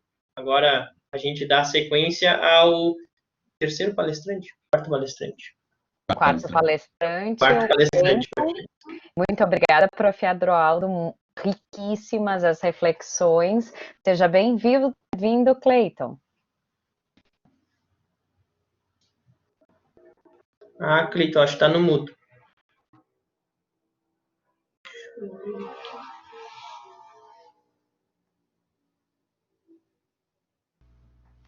Oi, Pela, boa noite. Desculpa agora aí, estava no mudo. Te escutamos. Tudo bem, então, boa noite, pessoal. Enfim, obrigado aí pelo convite. Não sei, Juliano, tu ainda tem vai fazer uma introdução? Não, pode dar sequência, bem tranquilo. Obrigado. A gente fez, ao princípio, a apresentação de cada um dos painelistas, né? Então, o pessoal já está esperando pelas tuas colocações em torno da tecnologia em suporte aí à educação e desdobramentos. Perfeito. Bom, então, muito obrigado, pessoal. Eu peço desculpas ali pelo meu atraso inicial, né? Eu conversei com o pessoal da organização, com o Juliano, ia chegar um pouquinho atrasado, mas eu ainda consegui pegar o finalzinho da fala do professor Simone e eu vi que muita coisa vai se interconectar, né? Do que a gente propôs para conversar aqui com vocês. E acaba que um assunto meio que puxa o outro, tá? Então, eu espero que possa colaborar aí com as boas palestras que vocês já viram dos demais professores. E vou iniciar a apresentação aqui. Bom, então o convite comigo foi de que eu compartilhasse com vocês um pouco sobre tecnologias para a educação. Tá? Juliano, não sei se minha câmera está funcionando ainda. Funcionando, perfeito. Dá para ver bem certinho. Então tá. Bom, pessoal, então falar um pouquinho então quem sou eu, tá? Eu sou egresso da UBRA, sou duplamente egresso da UBRA, tá? Eu tenho formação técnica, técnico em informática, depois tive uma formação, né, graduação em redes de computadores, tá? Tenho uma especialização, tenho duas especializações, né, em gestão de empresas, né, uma pela Uninter e a última mais recente pela PUC Rio Grande do Sul, tá? Bom, além disso, então, quem é o Cleiton Korok, né? Bom, eu sou um profissional da área de TI, tá? Eu trabalho com tecnologia da informação desde os 15 anos de idade, tá? Então, trabalhei em monitoria, estágio, profissional júnior, comecei com infraestrutura, tá? Infraestrutura, redes de computadores, administrei redes, né? Implementação de equipamentos de redes de nível 2, 3, enfim, para quem é da área talvez é mais fácil de compreender. Mas depois migrei para o desenvolvimento de sistemas, tá, pessoal? Eu sei que vocês aí, a maior parte do público é da área de comércio exterior, né? Mas eu tenho certeza que vocês usam no dia a dia e precisam usar muitas tecnologias, especialmente os sistemas, né? Vários deles, seja o sistema de gestão, sistema de CRM, trabalhar com as notas de importação, aí, enfim, é natural aí para todas as profissões ter que utilizar os sistemas. E é nesse mundo aí que eu trabalho aí, até coloquei ali, já trabalhei com mais de 100 projetos nessa área. E, além disso, então, há quase 2 anos, eu sou docente na Ubra e também na Saga, que é uma empresa do Grupo A Educacional, maior grupo educacional do Brasil. Tá? Então, me desafiei um pouco a também tentar devolver um pouco do que a educação deu para mim. Sou uma pessoa muito grata à educação, tá? Pela minha questão de história de vida aí, eu acho que não cabe aqui, mas a educação ela foi muito importante para mim. Então eu entendia que era justo eu devolver um pouco do que a educação me trouxe. E eu queria devolver da forma que eu acho, que eu entendo que a educação tem que ser. Ela tem que ser prática, ela tem que ser objetiva. Tá? Então é isso que a gente vai ver agora nas próximas lâminas. Compartilhando por aqui, ele fica errado, né, Juliano? Tá aparecendo várias imagens sobrepostas para vocês também? Ah, sim, tá aparecendo. Enfim. Bom. Não tem muito o arquivo para compartilhar outro ou editar, então eu vou seguir aqui, tá, pessoal? Aqui existiu aí umas transições de imagens, mas a ideia aqui é o quê? É ilustrar por que a gente vai falar sobre tecnologias para a educação, né? Por que esse é o assunto da minha palestra? Por que a gente fala disso? Porque o modelo educacional tradicional é defasado em todos os níveis de ensino, fundamental, médio e superior. Eu estou aqui querendo dizer que o que é defasado é o ensino presencial? Não. Longe disso, e com o restante aí do caminho a gente vai mostrar que não é isso, tá? Mas o modelo educacional que a gente conhece, e a maioria de nós, inclusive, estudou no ensino fundamental, no médio, e às vezes isso ainda existe no superior, é um modelo que era apropriado para um cenário, para uma sociedade industrial, tá? Ele é um modelo educacional do século XIX, tá? Ele é um modelo educacional baseado no Fordismo, né? Então, assim, vejam como é descolado da nossa realidade atual, né? Até tinha ali uma figura para ilustrar, né? Mas a gente hoje vive a quarta revolução industrial. Quando eu era aluno do ensino fundamental, a gente vivia a pleno a terceira revolução industrial. Então, no meu tempo de criança, o modelo educacional atual era defasado, né? Por que eu estou dizendo isso? Vamos traçar um paralelo para ficar mais claro. O modelo educacional tradicional é o quê? Um professor. O modelo da indústria é o quê? Um líder de produção.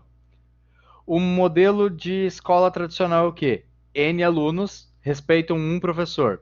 O modelo tradicional das fábricas, N operários respondem a um líder direto.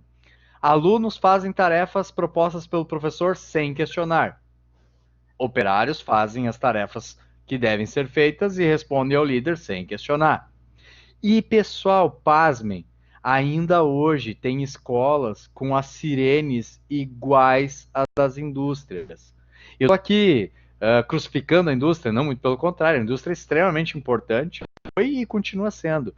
Só que nós temos muito menos empregos da indústria hoje do que nós tínhamos em 1950 e em 1901. Tá?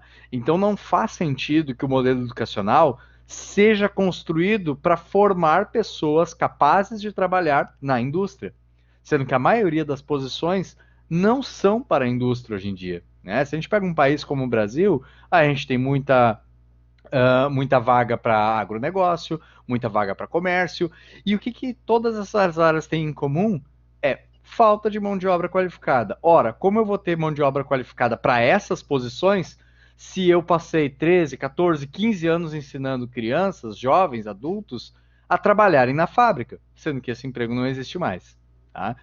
Então, depois eu não sei, Juliano, se vai dar para compartilhar o material, mas daí se der para compartilhar o material com quem quiser, pode pegar o material completo e ver ali as transições. Bom, seguindo então, lá em 2011, tá, pessoal? Isso aqui é lá em 2011, a educadora Kate Davidson, aqui na foto, ela apontava que metade das crianças que estavam entrando na escola iriam trabalhar em empregos que não existiam, né? Ou seja, elas entravam na escola com 4, 5 anos, mas daqui 15 anos, 20 anos, os empregos que elas iriam trabalhar não existiam. E o que a gente viu? É que essa perspectiva se consolidou, né, pessoal? A gente está em 2020. Em 2011, não era natural a gente entender que youtuber é uma profissão. YouTube já existia, tá? Mas youtuber não era uma profissão. E por aí vai, tá? Tem produção de conteúdo na internet, os nômades digitais com produção desse conteúdo, marketing digital, vendas diretas. Então, teve uma transformação muito grande, que é o que se nomeia como quarta revolução industrial.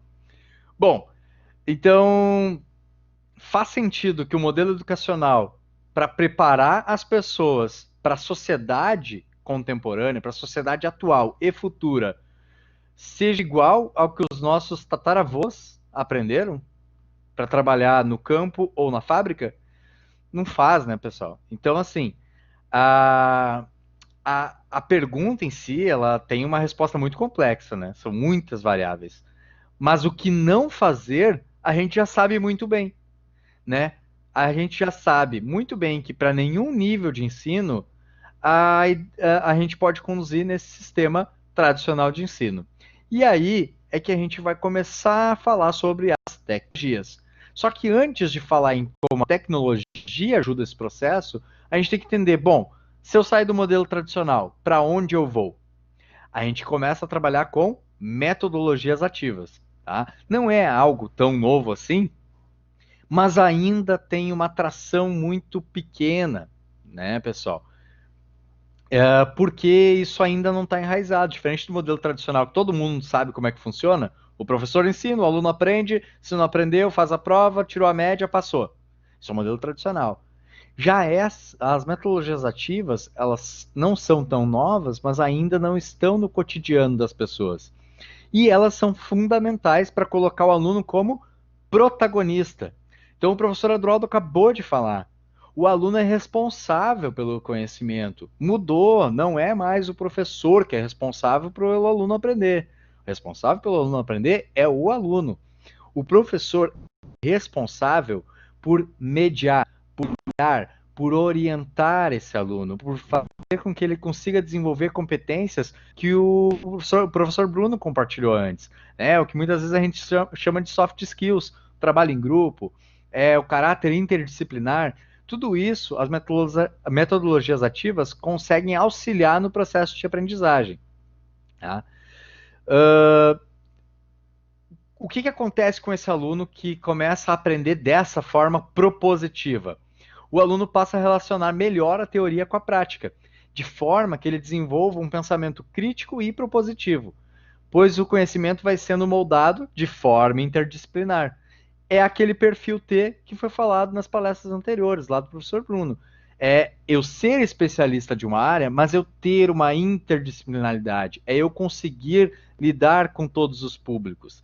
E isso é extremamente importante. Mas no modelo tradicional, nós não conseguimos desenvolver esse tipo de conteúdo. Tanto que, antigamente, as pessoas eram ou especialistas ou generalistas. E metodologias ativas e a tecnologia ajudam que os profissionais consigam se desenvolver para que eles tenham esse perfil T. Eu sou especialista, mas eu entendo de uma ampla gama de assuntos.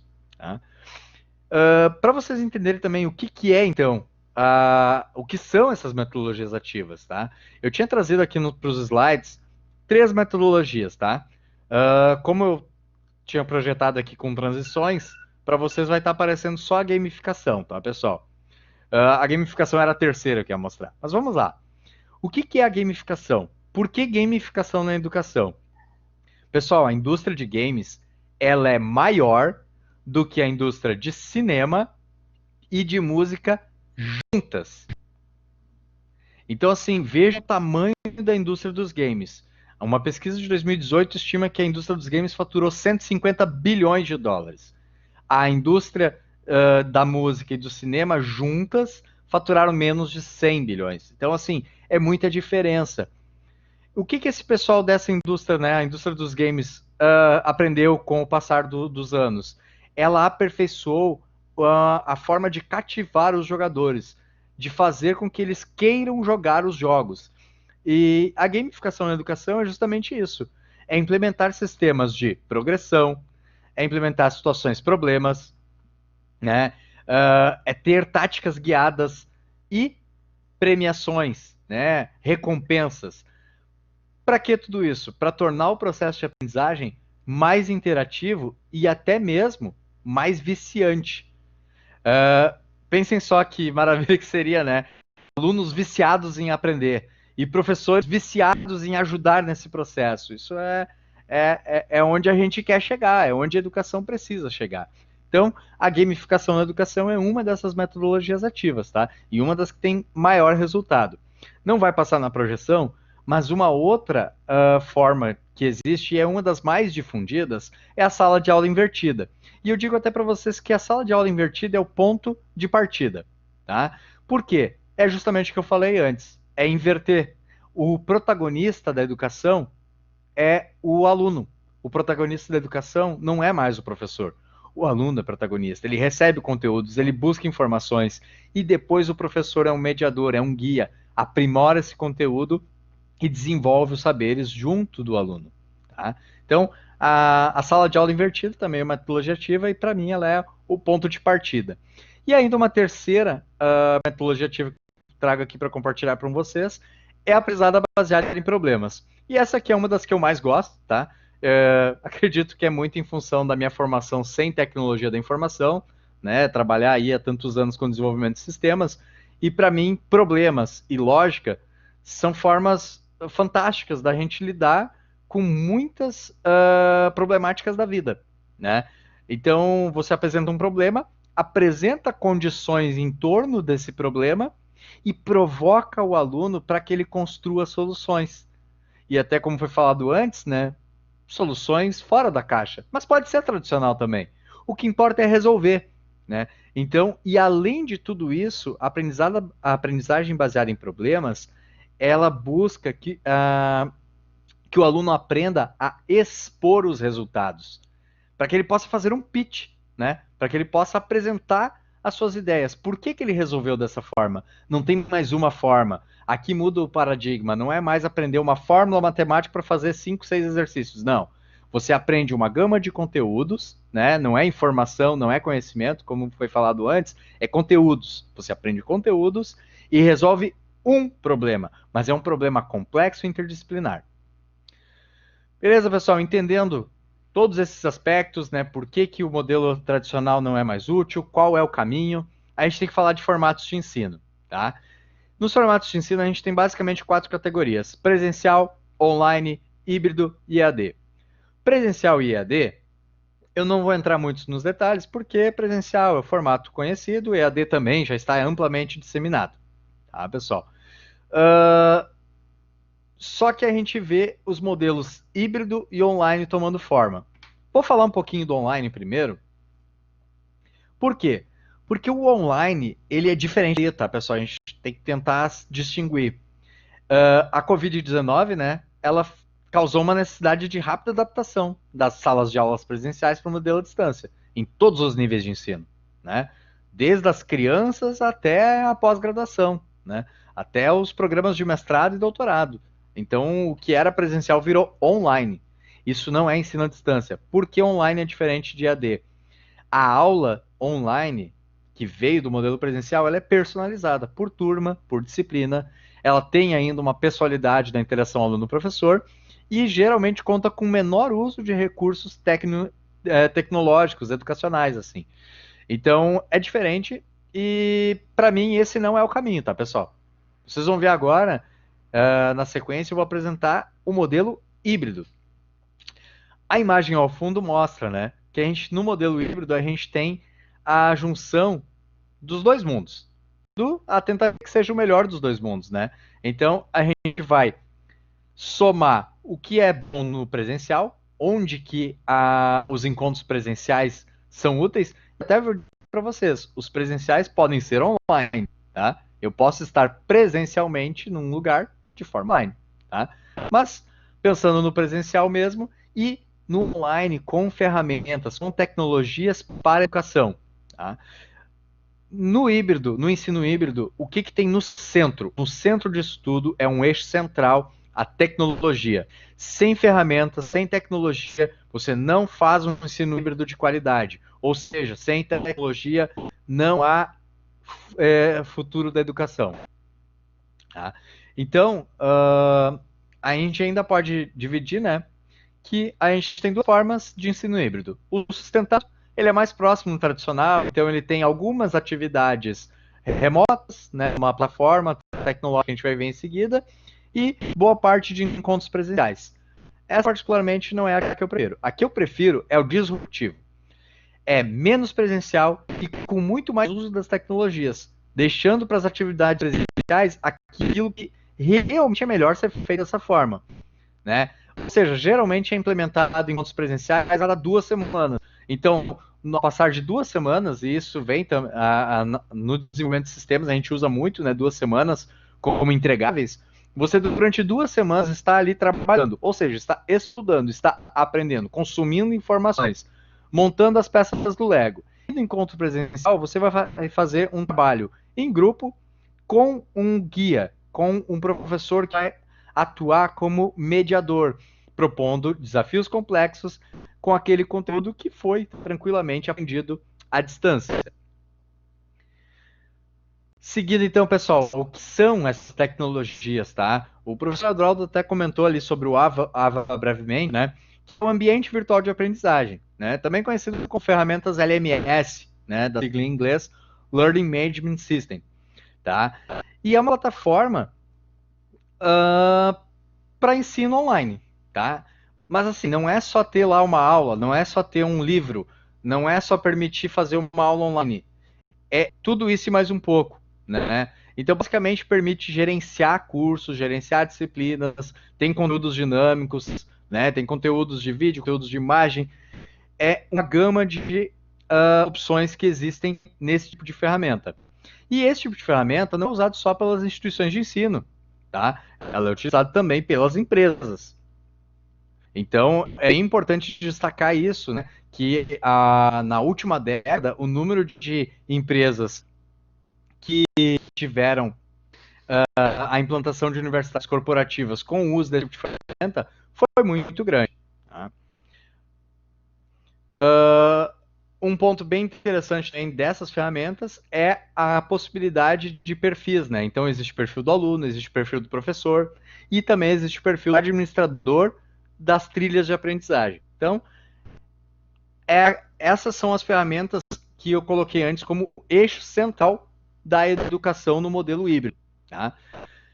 Aqui eu trago um slide só para exemplificar, né, para vocês, então, aí uma imagem divertida do que seria, então, uma ferramenta essas de aprendizagem e alguns dos players desse mercado, né? Então, alguns players aí, a gente tem a Blackboard, tem o Enable, tem a Google for Education, o Moodle e tantos outros aí que são ferramentas disponíveis no mercado, tá, pessoal?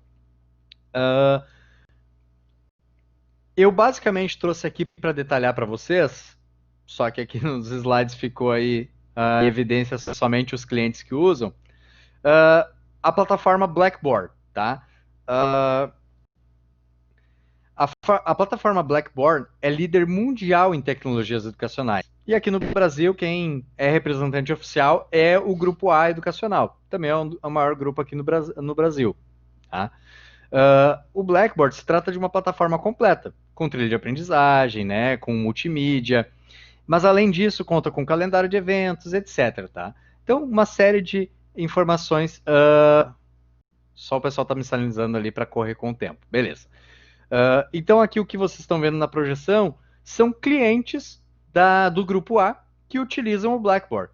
Então, vocês vão ver aqui diferentes tamanhos de instituições, né, diferentes pools, algumas focadas no EAD, outras utilizam para o ensino híbrido. Tá? Então, é uma forma de cativar os alunos e prepará-los para o mundo atual e futuro. Seguindo então também, falar um pouquinho sobre onde eu trabalho, né, que é na empresa Saga, do Grupo A também, a gente desenvolve conteúdos EAD, né, com enfoque no EAD, tá? E muitas instituições no Brasil já utilizam isso, fora fazem cursos totalmente EAD através dessas disciplinas, tá? Mas tem crescido muito o número de instituições de ensino que estão utilizando para implementar o modelo híbrido. Então, se vocês olharem ali, eu sei que está mais escurinho, mas dá para ver. A gente tem uma série de conteúdos diferentes. A gente tem infográfico, tem conteúdo do livro. O que basicamente são essas categorias, né? O livro é onde tem um enfoque teórico, científico, né?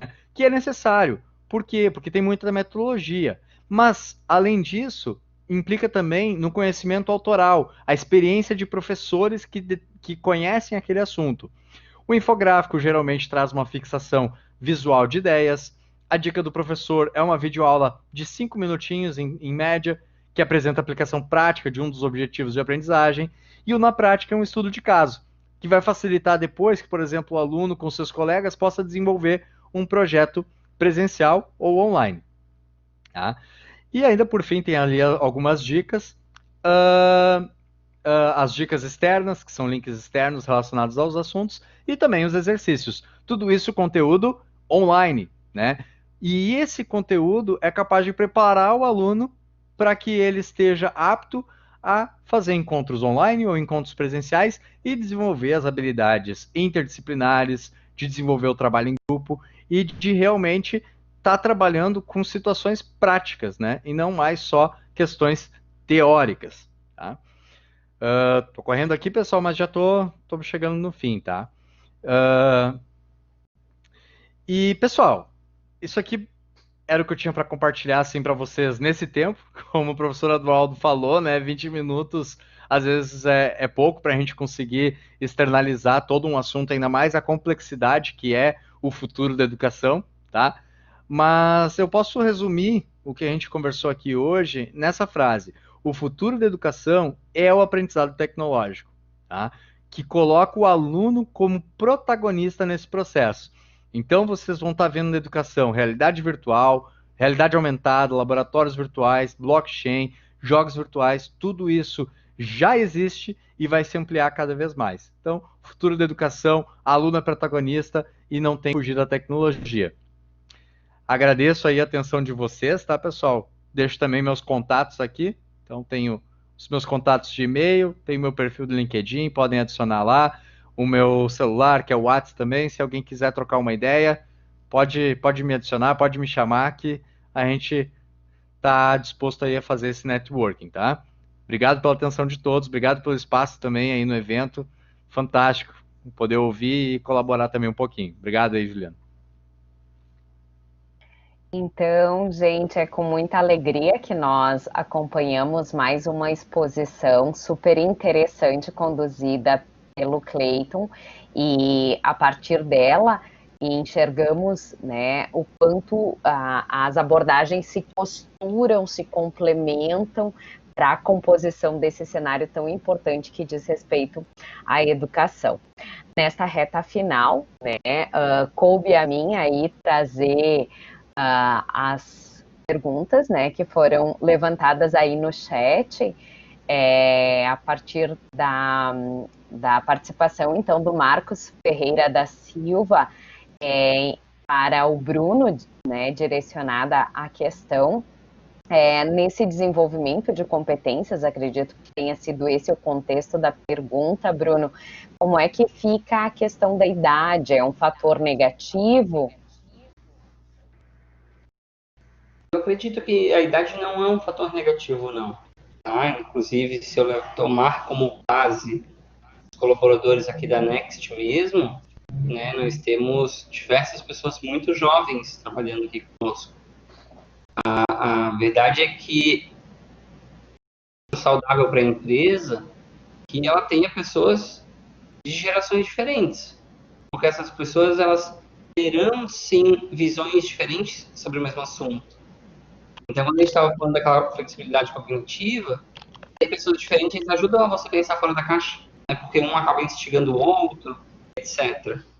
Então, eu entendo como saudável para que as empresas tenham, sim, pessoas muito jovens e pessoas bem experientes, né? E eu não acho que a idade ela seja um grande problema quando você tem atitude. O importante é ter a atitude de buscar desenvolver aquelas características. E como bem dizem, né, que a liderança ela vem muito mais da intensidade de práticas, né, bem mais do que a idade é estar neste campo de batalha, né. Temos aqui uma outra pergunta aqui, um comentário, a meu ver, né, direcionado para ti, Bruno, sobre vagas aí na Next Shipping. Acho que até via chat o pessoal já comentou que tinha umas vagas aí abertas, é isso? Tem sim, se as pessoas podem mandar um e-mail que eu deixei lá o currículo, a gente no momento tem as empresas, né? A gente sempre está abrindo oportunidades. Inclusive, para quem não tem experiência, nós fazemos sempre nos meses de dezembro, então está bem próximo, um programa que se chama Next Discover Talent. É um processo seletivo totalmente diferenciado, ele não tem currículo, não passa por uma entrevista formal, são diversas atividades diferentes que você faz em alguns dias conosco, e que a gente tem esse programa exclusivamente para pessoas sem experiência. São pessoas que entram na empresa sem experiência nenhuma, passam por todos os departamentos da empresa no seu primeiro ano conosco, e depois são alocadas em cada área daquelas que elas melhor se adaptaram ou têm mais aptidão. A gente tem as vagas para quem tem experiência e tem vagas para quem não tem também, e este programa é bem bacana. Ele é um programa que te dá muito conhecimento para depois você assumir a sua atividade. E você consegue ser alocado na área que mais tem aptidão para trabalhar. Então, podem seguir as nossas redes sociais também, que a gente sempre divulga as vagas. Coisa bem boa, isso aí, geração de oportunidades aí para o pessoal se manter como profissional e como estudante também. Uma pergunta do Marcos Ferreira da Silva, imagino que direcionada ao Cleiton, porque diz respeito mais à parte de sistema, né, Marcos? Qualquer coisa me corrige ali no chat, mas ele está questionando, né, se tem algum sistema de CRM, né, com interface com uma discadora eficiente para tratamento de leads, né? E se sim, né, indicar a discadora também. Bom, a discadora eu não vou saber indicar especificamente. Agora, a solução de CRM que faz integração aí com discadoras, eu posso indicar para toda a casa. Eu posso indicar soluções da Cigan, tá? A empresa que eu trabalho, uma das empresas que eu trabalho, a gente tem uma solução de software de gestão completa, né? Inclusive módulo CRM.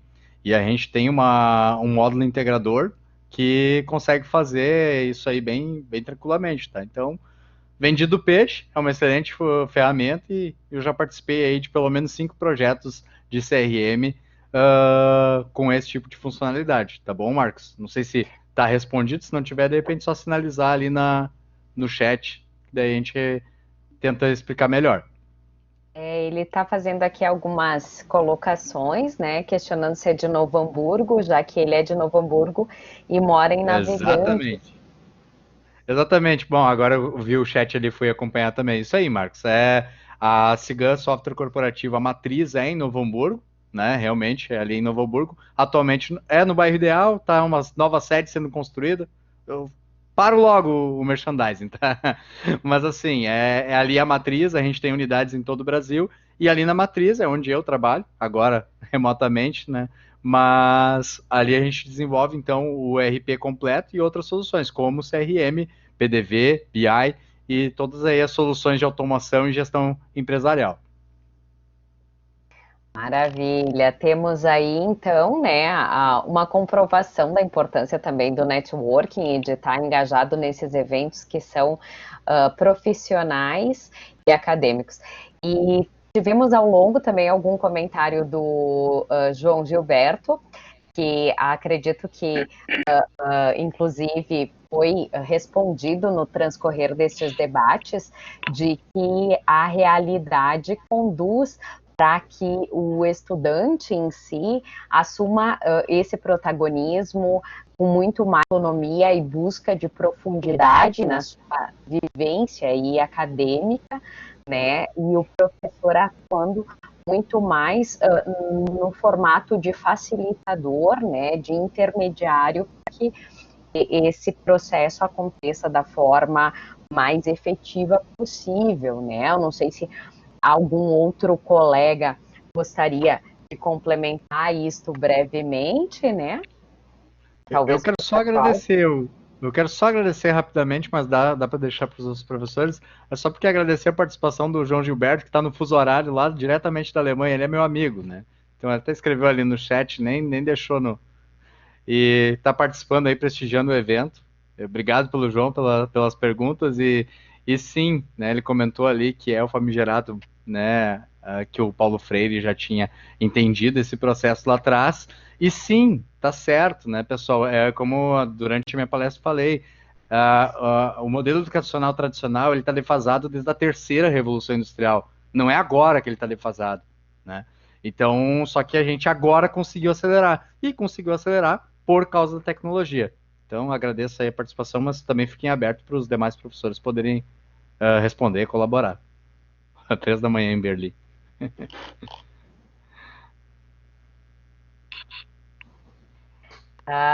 Se me permitem, né, um comentário até a partir de termos aqui as contribuições, né, do João Gilberto no exterior, algo que tenho percebido com muito bons olhos e me anima demais, me entusiasma, é a democratização da internacionalização. Enxergo que as universidades agora, mais do que nunca, e também forçadas pela pandemia, estão tendo uma rica experiência de relações interinstitucionais, e nós estarmos aqui, cada qual, né, representando a sua instituição, e mesmo estes participantes, né, que gratamente nos acompanham de diferentes domínios aí, inclusive no exterior, né? E eu tive a experiência agora, agosto e setembro, de ser uma das professoras que fez capacitação em COIL, né? Collaborative Online International Learning, com vistas a disseminar, né, projetos colaborativos, né, como bem colocado, às vezes para resolução de problemas, para aprendizagem baseadas em projetos e processos, em parceria aí com uma universidade mexicana. Então, percebo mundialmente, né, o desenvolvimento de experiências, né, onde os professores assumem esse papel de mediação, mas quem vai fazer acontecer em grande medida é o envolvimento, o engajamento, a participação aí dos alunos.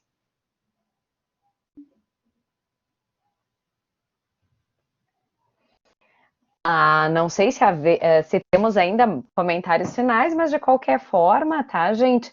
A partir do que se coloca aqui no chat, aos participantes agradecendo e parabenizando a todos, né? E de minha parte dizer que só gratidão de ter sido, né, convidada a conhecer vocês, né, professores, profissionais, pessoas que estão de maneira tão comprometida e séria pensando nesse futuro aí.